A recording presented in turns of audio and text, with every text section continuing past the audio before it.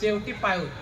म्हणजे भगवान परमात्म्याने निर्मिती करताना चिंचेच्या पानावरी देऊळ रचले, आधी कळसू मग पाया रे. म्हणजे आधी लोक निर्माण केलं आणि नंतर पाय आणि देव पूजूने गेलो. म्हणजे आपण जन्माला आल्यानंतर, बाहेर आल्यानंतर आपण कष्ट करत करत देवाची भक्ती न करता करता आपलं आयुष्य संपून येतो. म्हातारपणी कळतं की आपली पोरं नाही ती, बायका नाही ती, किंवा संपत्ती पण आपली नाही. आपण ज्यासाठी विषा काढल्या त्यातलं आपल्याला कुठलंही नाही. तेव्हा आपण देव पूजायला जातो, म्हणजे आपण भक्ती करायला जातो. पण देव पूजने गेलो तया देवळ उडाले. त्यावेळी म्हातारपणी व्याधीनं ग्रस्त असतं, त्यामुळे देवळ उडतं.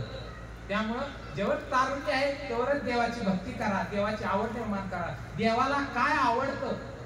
कसं आहे, देव सगळ्यालाच आवडतं, पण देवाला काय आवडतं ते तुकोबारायांच्या एका अभंगामध्ये काय आवडतं देवाला. कुळी कन्या पुत्र होती जी सात्विक, दयाचा हरिक वाटे देवा. हरिक वाटे देवा म्हणजे देवाला कोण आवडतं?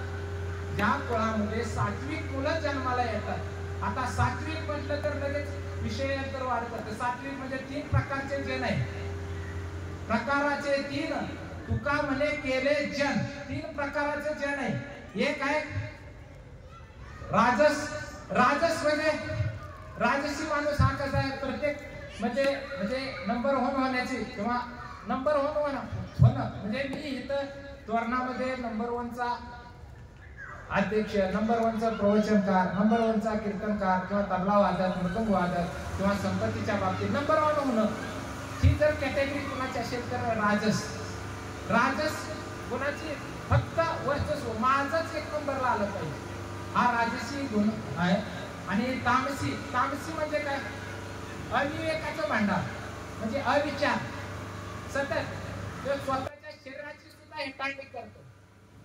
म्हणजे अनेक व्यसनाधीनता, त्याला आपल्या शरीराची सुद्धा काळजी नसते, असं तामसी गुण, शरीराची हाताळणी करतो.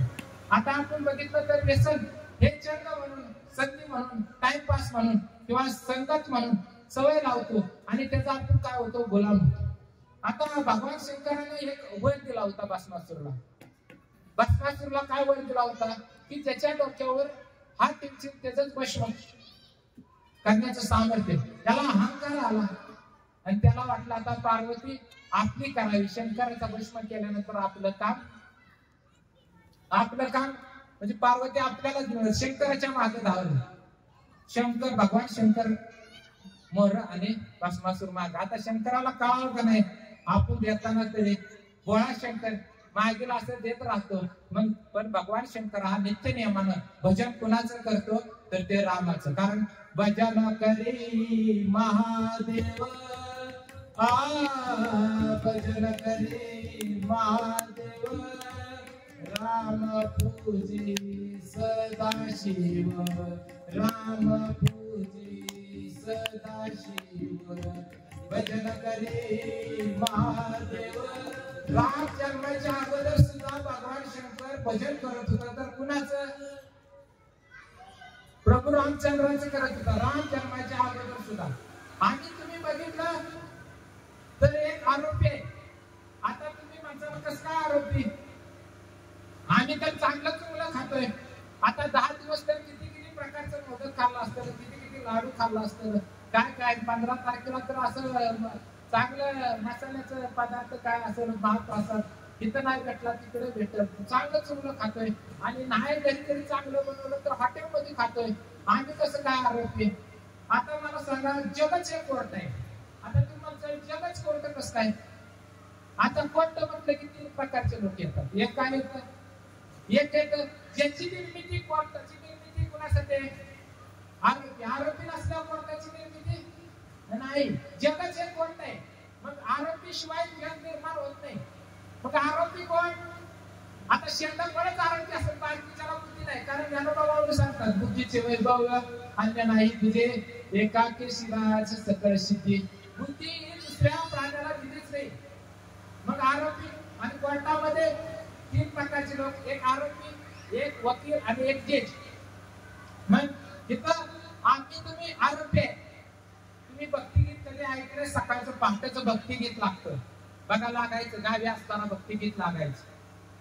आकाशी जेप गेरे पाखरा तोही सोन्याचा पिंजरा तोही सोन्याचा पिंजरा तुझ भोवती वैभव माया फळे मिळते रसाळ खायला सुकलो लुपलो ही काया आकाशी जेप गेले पाखरा तोही सोन्याचा पिंजरा.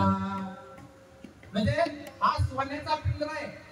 आम्ही तुम्ही कैद आहे परमात्म्याच्या कैदेमध्ये आम्ही तुम्ही कैद आहे. कारण जन्माला येणं आणि मरणं अनेक जीव जन्माला येतात. पण आपण जर सद्गुरू केलाय खेळिया सद्गुरू रायाले जर आपण भगवंताचं नामचिंतन केलं नाही सद्गुरू कुणाला करायचं ज्ञानामध्ये उच्चतम ज्ञान असेल तर वेदात आणि वेदात मध्ये भक्ती हे सर्वश्रेष्ठ आहे आणि भक्तीमध्ये हे भगवंताचं नाम हे सर्वश्रेष्ठ आहे आणि भगवंताचं नाम आपण सहज साध्या पद्धतीनं जरी घेतलं सतत अखंड नामे करलो रे अखंड भगवंताच्या नामानं आपण करलो. कारण ह्या कोर्टामध्ये आपण आरोपी आहे. मग वकील कोण तर संत आहे.